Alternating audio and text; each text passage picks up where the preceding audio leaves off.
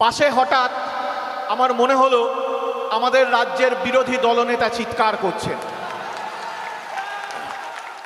তাহলে যে কথাটা বললাম, আপনাদের বাপ দাদারা শপথ করেছিলেন সংগ্রাম করার, সেই সংগ্রামের ফলশ্রুতি আজকে আমাদের দেশ স্বাধীন হয়েছে, আমরা স্বাধীন দেশের নাগরিক।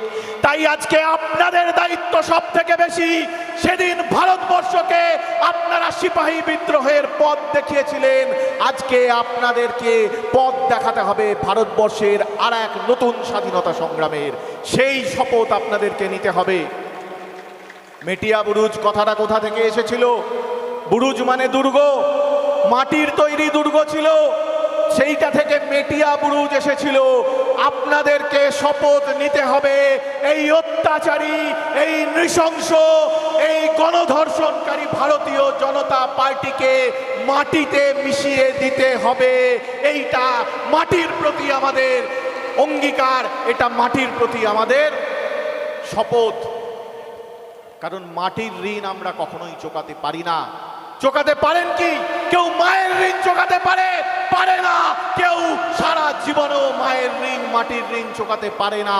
কিন্তু তা সত্ত্বেও আমাদেরকে মাটির নামেই শপথ করতে হবে। আমাদের দেহে যতটুকু প্রাণ আছে, যতটুকু রক্ত আছে,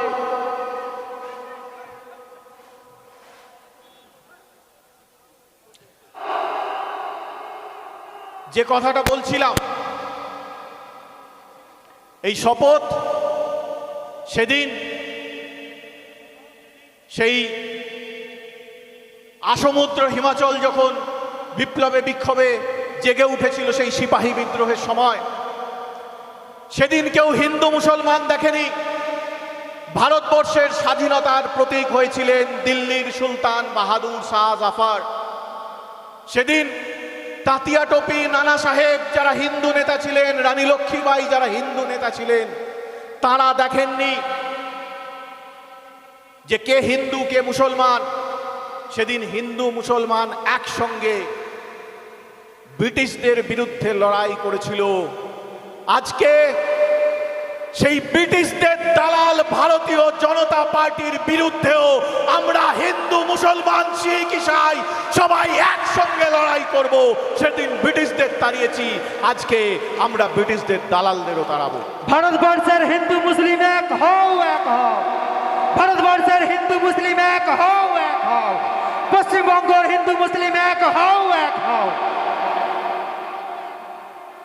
বাহাদুর শাহ জাফরের কথা বলতে গিয়ে হঠাৎ, উনি কবি মানুষ ছিলেন।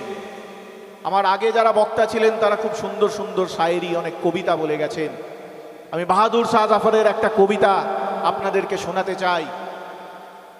বাহাদুর শাহ জাফর লিখেছিলেন, गाजियों में बू रहेगी जब तलक ईमान की, तख्त लंदन तक चलेगी तेग हिंदुस्तान की।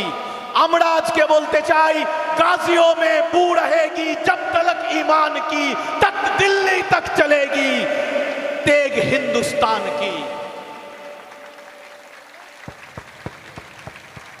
যতক্ষণ আপনাদের মধ্যে ঈমান জিন্দা রয়েছে, ততক্ষণ পর্যন্ত আমার ভারতবর্ষকে এই ভারতীয় জনতা পার্টির মতো ভারত বিরোধী পার্টি, এই রাষ্ট্রীয় স্বয়ংসেবক সংঘের মতো সন্ত্রাসবাদী পার্টিরা শেষ করতে পারবে না।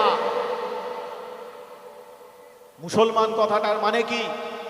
মুসল্লাম ঈমান, অর্থাৎ যারা ঈমান যাদের শক্ত রয়েছে, মুসল্লাম রয়েছে।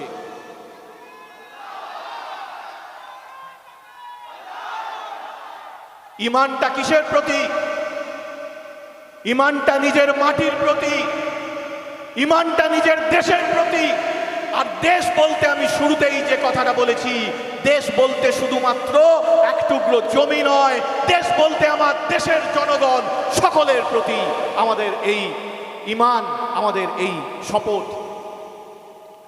তাই বলছি বন্ধু, আমরা হয়তো অনেক গরম গরম ভাষণ দেব, কিন্তু তারপরেও আমাদেরকে মাথায় রাখতে হবে লড়াইটা কিন্তু সামাজিক লড়াই তো বটেই।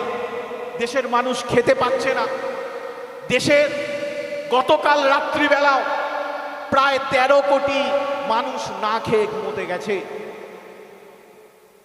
দেশের মানুষের মাথায় ছাদ নেই। আমাদেরকে এই সামাজিক ব্যাপারগুলোর প্রতিও নজর রাখতে হবে।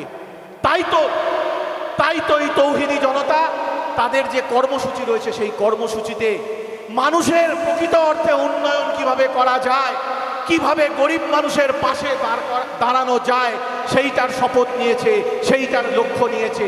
এইটাই তৌহিদি জনতার একটা বড় লক্ষ্য। এবং আপনারা সকলে এসেছেন, আপনারা হাত তুলে সহযোগিতার হাত বাড়িয়ে দেবেন, এই অঙ্গীকার যেমন করেছেন আমাদেরকে এটাও মাথায় রাখতে হবে।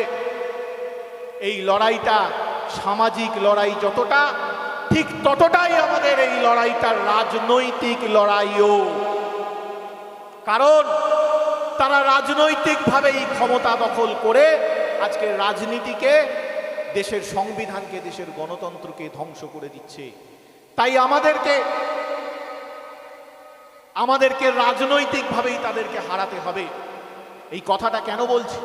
কারণ একটা নির্বাচনের মধ্যে আমরা রয়েছি, খুব তাড়াতাড়ি আর কয়েক সপ্তাহের মধ্যেই আপনারা জানেন বিহারেতে বিধানসভা নির্বাচন রয়েছে। আপনাদের এখানে অনেকেই রয়েছে আমি জানি, যাদের হয়তো পূর্বপুরুষ বিহারে থাকে বা যাদের আত্মীয় পরিজন এখনো বিহারে থাকেন। অনেকে বিহারি শ্রমিক রয়েছেন যারা এখানে এসে কাজ করেন। তাদেরকে একটু ভেবে দেখতে অনুরোধ করব যে আপনারা তো দীর্ঘদিন ধরে ভুল লোককে বিশ্বাস করে ঠকেছেন। এবার কিন্তু আপনাদের ইজ্জত নিয়ে টানাটানি, আপনাদের ভবিষ্যৎ প্রজন্মের সম্মান নিয়ে, তাদের বেঁচে থাকার অধিকার নিয়ে টানাটানি। তাই যখন ভোটটা দিতে যাবেন মাথায় রাখবেন যে একদিন আপনাদেরকেও কবরে যেতে হবে। সেদিন কিন্তু আপনার ভবিষ্যৎ প্রজন্ম আপনাকে কোথায় মাটি দেবে সেইটা নিয়ে প্রশ্ন চিহ্ন দেখা দেবে। যদি আবার ওই এনডিএর সরকার, ওই বিজেপির সরকার যদি আবার বিজেপিতে বিহারে ক্ষমতায় আসে, সেইটা ভেবে নির্বাচনের সময় বোতামটা টিপবেন। আর তার সঙ্গে এটাও মাথায় রাখবেন, আমি শেষ করে দেব, তার সঙ্গে এটাও মাথায় রাখবেন যে এই দেশ আমাদের সকলের দেশ। এই দেশ যতটা হিন্দুর, এই দেশ যতটা মুসলমানের, ততটাই শিখের, ততটাই খ্রিস্টানের, ততটাই অন্য সমস্ত ধর্ম জাতি প্রত্যেকের। কেন? কারণ এই দেশকে স্বাধীন করার জন্য হিন্দু, মুসলমান, শিখ, খ্রিস্টান সকলেই রক্ত দিয়েছিল। শুধু রক্ত দেয়নি কারা? রক্ত দেয়নি ওই ভারতীয় জনতা পার্টির পূর্বসূরি রাষ্ট্রীয় স্বয়ংসেবক সংঘরা। তারা এক ফোঁটাও রক্ত দেয়নি। তাই এই দেশের মাটির প্রতি তাদের কোনো অধিকার নেই। এই দেশের মাটি আমার আপনার বাপদাদার রক্তে স্বাধীন হয়েছে। এই দেশের মাটি আমার আপনার বাপদাদার জমিদারি। এই মাটিকে আমাদেরকে রক্ষা করতে হবে। এইটুকু বলেই আপনাদের কাছ থেকে আমি অনুরোধ করছি, জয় হিন্দ, বন্দে মাতরম। সকলে ভালো থাকবেন, সকলে দেশকে আবারও স্বাধীন করার শপথ নিয়ে সামনের লড়াইয়ে এগিয়ে চলুন। জয় হিন্দ, জয় বাংলা।